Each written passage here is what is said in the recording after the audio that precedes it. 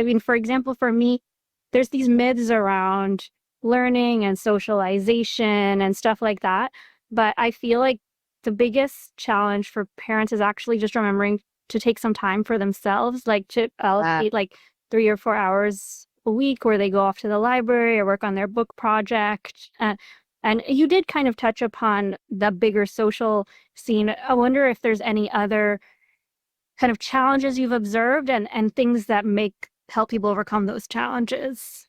Well, it's interesting that you mentioned parents, right? Because one area of research I'm kind of getting interested in, not necessarily for this book, but for the future, is what does it mean, especially for a mom, to choose unconventional education? And what does that mean in terms of her development, her mental health, and sort of thinking about being a whole person on her own? So, a lot of people give up one income to do unconventional education because somebody has to be at home with the kids. If you're a mom that decides that you're going to do something like traditional homeschooling, an awful lot of the burden falls on you.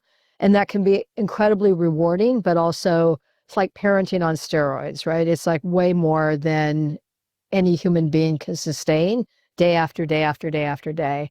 And I think parents are starting to talk with each other about that in a somewhat joking way, which is how these things get started. It's like, how do you have a timeout for mom? How do you think beyond your kids' schooling? Because that's part of what makes people rigidly invested in whatever model they're doing, is because they've already invested so much of their time and their soul in it. And if their kid one day says, I don't want to do this anymore, that's a really hard thing for a parent to hear.